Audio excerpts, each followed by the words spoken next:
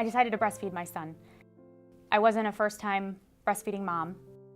I have a 2.5-year-old as well, and I nursed her for 12 months.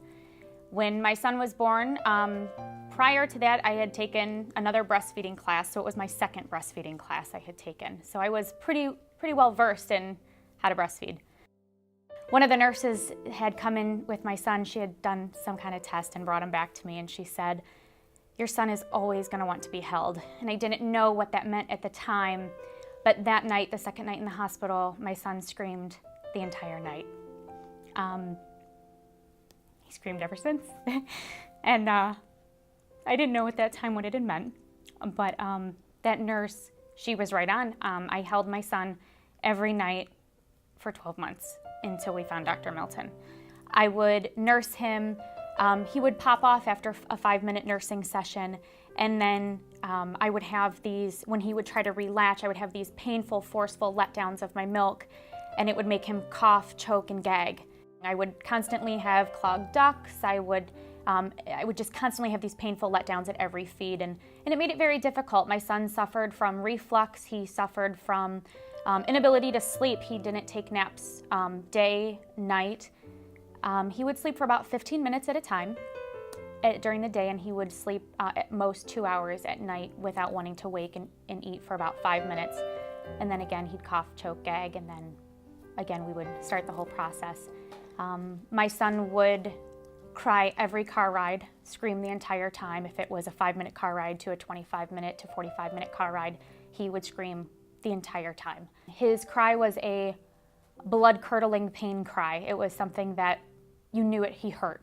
We tried Similac Sensitive, Similac Complete, we tried Alimentum, we tried Elecare, Neocate, goat's milk, we tried everything. During this whole time of trying all these formulas, we did sleep doctors, chiropractic care, I saw neurology, endocrinology, oh goodness, a dietitian, ENT about 3 times. 6-month appointment, I brought up, does my son have tongue tie? I went in the office and I said, at one of his well visits, are you sure my son's not tongue tied? I said, 6 months, it said your child should stick their tongue out. And I would stick my tongue out at him and he wouldn't stick it back out at me. And that was the only milestone I ever really noticed my son didn't hit. And so I brought that up at the 6-month well visit. Shouldn't he be sticking his tongue out? And he checked it and he said, no, your son's not tongue tied, he's fine. Brought it up again at the 9-month appointment. I said, I actually went into his well visit in tears that day, and I said, I think we've missed something. I said, no matter how many tests we've done x-rays, we've done ultrasounds, we've done upper GI, we've done barium swallow tests, with everything, we're not finding anything. Are you sure my son is not tongue-tied? And he said, he's not tongue-tied.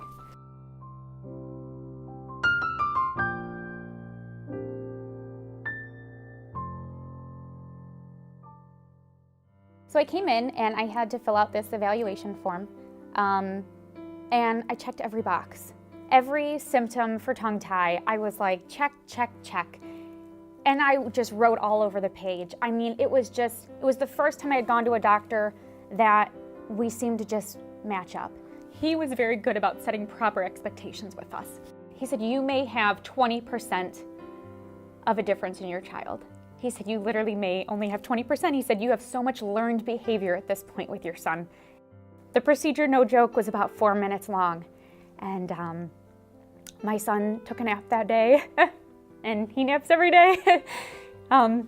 He napped twice today. He sleeps at night. He sleeps through the night. And I feel like I'm getting to know my son all over again. He's just happy. He plays. He doesn't scream all the time. I would say, and my husband and I talked about this, what we've truly seen, I would say we have 80% change. It's just what he did for our family, to just give us peace. It wasn't so much that my son cried all the time, it was that it was so hard to handle what was causing my son to cry all the time and what was causing him so much pain. So Dr. Milton, being the person he was and the doctor, the caring doctor that he is, the fact that he's trying to educate other doctors, I think is so fantastic, because other pediatricians need to be educated so other families don't go through what we went through. And I would do anything to help other families never go through what we went through, because it is so hard to have your son or daughter or any child be in pain like he was for so long and have nobody know what you're talking about, and people constantly looking at you like you're crazy, but you truly know as a mom that there is something wrong. So Dr. Milton was a godsend for us, and I'm so appreciative for everything he did for us.